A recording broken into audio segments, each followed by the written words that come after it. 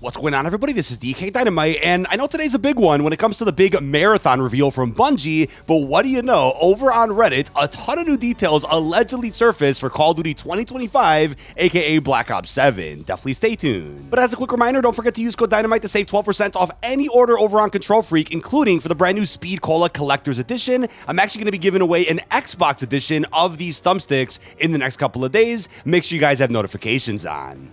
Now, let me start by saying that there was a big LA focus group leak around a year ago, which outlets like Insider Gaming corroborated, and the information about Black Ops 7 that I covered will be linked down below in this video's description. A lot of the information that did surface today on Reddit kind of lines up with that info, but you should still be cautious about the leak itself, because it could be somebody making things up. None of this has been confirmed, and I'm sure we're probably going to end up getting an official reveal for the next Call of Duty at some point in June again. It was just announced that an Xbox Showcase is going to happen again in June, and then after that, there'll be an Outer Worlds panel. Last year, there was a Black Ops 6 panel that followed the Xbox Showcase. We'll see if Microsoft has similar plans for the next Black Ops reveal at some point early this summer.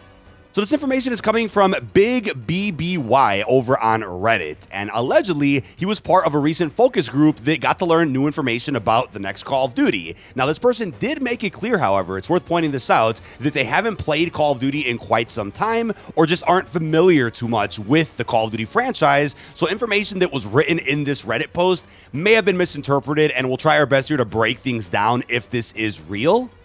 So I did put this into bullet point format in a new detonated article, by the way, just so it's clear. But when it comes to the campaign, it was written that Omni movement will return and includes wall running. We kind of knew that one already. The story will focus on 2035 and will be a follow-up to the Black Ops 2 story. The story allegedly will involve Woods and Mason. So we knew about this game taking place after the original BO2, which is cool to get some follow-up, hopefully with David Mason, but really curious how Woods and Mason, the original Alex Mason, will play a role here. I don't think they're going to undo what Black Ops 6 really solidified, which is that Alex died over in Panama. Maybe they bring him back. In that case, all right, let's hopefully pray for some good writing there.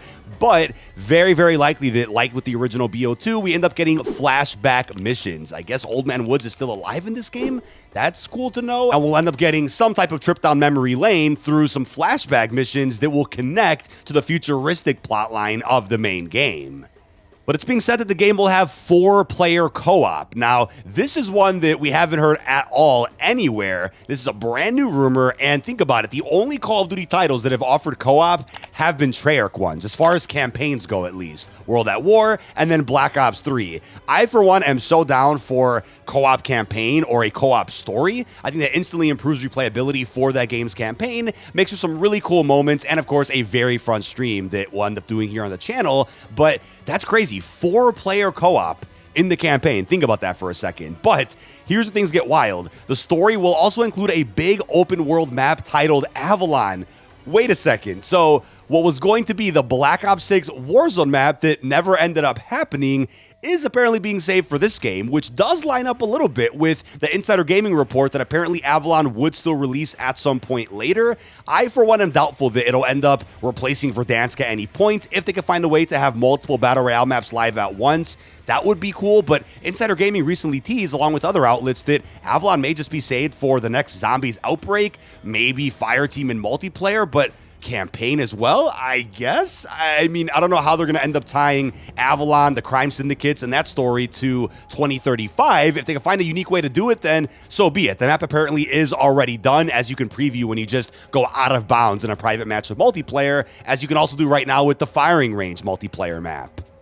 Now, Avalon actually may connect to multiplayer a little bit, because according to this info, it does say that multiplayer will feature a 32v32 mode. That could explain why Black Ops 6, for whatever reason, doesn't have Ground War or a new version of Fireteam, a mode that has been successful, I think, several times in the last couple of years, especially in Treyarch's last game, which was Cold War, which offered both Combined Arms and Fireteam, two real big modes. Maybe Black Ops 7 is the answer. That's when Treyarch kind of goes back to that gameplay, on top of hopefully supporting 6v6 with enough healthy content. That's what you would hope for, right? A good blend of regular small to medium-sized maps and then some larger scaled maps either at launch or later on in the post-launch cycle. So it's possible that what they end up doing is just taking the completed Avalon map and then breaking it up into pieces for this ground war / fire team mode. And if they want to use it for Outbreak as well and a bit in the campaign, then I guess that has definitely helped them kind of speed along through development for this Call of Duty game, especially if Raven is helping, because again, they had to work several years on many other projects, other studios' ranked plays and zombies, their own Black Ops 6, and then a back-to-back Call of Duty title. So I think it is believable that Avalon could be used a bit more than we all expected with this next installment. Now, it gets a little weird here, though. It says that the game will feature some remakes of popular maps in 2035 futuristic Japanese style. This is the one part of the rumor here that kind of has me doubting the entire thing. I mean, would they really go ahead and start doing reimaginings again, where they take the same layouts of various maps, but then completely change the aesthetics of them? I've been asking for this for a while, right? Personally, I've missed seeing a bunch of reimaginings in multiplayer. It's cool to see the one-to-one classic remasters, sure, but it's been since when? I want to say Black Ops 3, as far as Treyarch's end, to when we were getting reimaginings of MP maps that looked completely different, but still had that same identical layout as the original versions of those maps. Would they really do that for the beloved Black Ops 2 maps? I don't think so. Maybe for some of them, but remember that rumor from quite some time ago that apparently Black Ops 7 here could be similar to MW3, where it launches with a bunch of remastered multiplayer maps that are based on a very popular title, in this case, the original BO2. Maybe they still do a Japanese spin on some of the maps later?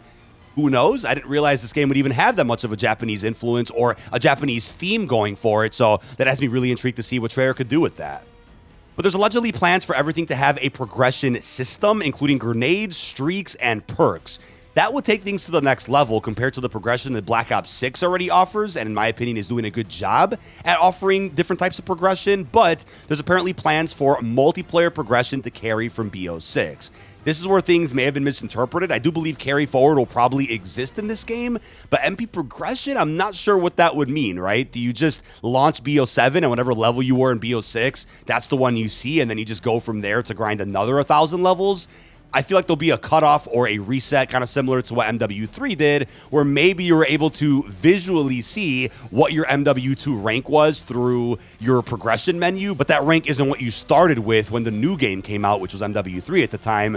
We'll have to wait and see what Black Ops 7 ends up doing with that. But ending things off here with zombies. As they wrote, the original crew is going to be returning as multiverse variations, and we, again, already knew that from a previous leak that surfaced many months ago. It would have been great if this ended up being a surprise at the end of the Black Ops 6 life cycle to kind of set up the next game.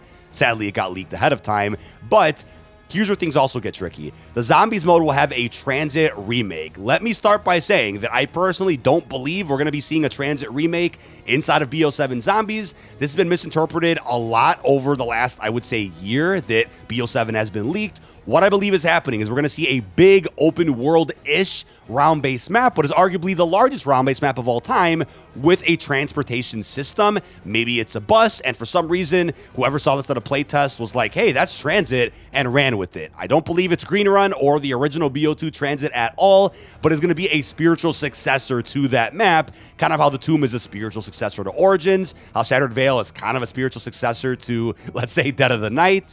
And overall, I don't think it's going to play anything like the original BO2 Transit. It'll just take heavy inspiration from those outdated systems that we all played for the first time on a PS3 and an Xbox 360.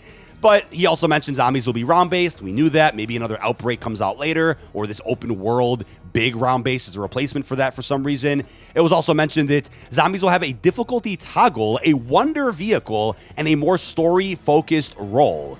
Narrative obviously could use some work with the Dark Ether story. I think it's picked up the pace with Shattered Veil, but a wonder vehicle? I mean, we kind of saw that in Modern Warfare 3 with the bike, so we'll see what that means. But a difficulty toggle has me reminiscing on Black Ops 4, which did technically offer that. There were many options in the menu for how you wanted to play zombies. And the last thing he ends with is that this game will offer the largest round-based map ever created. So we'll see. Maybe the game launches with that big round-based Transit spiritual successor, maybe a bonus survival map that's smaller. Dead Ops Arcade 4 is inevitable, and then there's that rumor of the 6 other leaked round-based maps that I talked about in a separate video already. Either way, that is about it. This has been dkdynamite. Leave your thoughts down below in the comment section. What are your thoughts on this brand new Reddit leak? Again, take it with a grain of salt. It makes for a really fun discussion here for a video and, of course, future podcasts. But there are some details in here that either got heavily misinterpreted, I'm sure, or some things were just completely made up to kind of fit with the existing focus group leak that we saw last year for Black Ops 7. Either way, I think a reveal isn't too far away. I'm sure deep into Season 4 for BO6, we'll end up getting some marketing for this next title, and then before you know it, possibly an Xbox showcase, a COD Next, a beta, then the Haunting will kind of wrap up Black Ops 6 and current Warzone before passing the baton to the next Rare game. With that being said, really hope you've enjoyed, and peace out, everybody.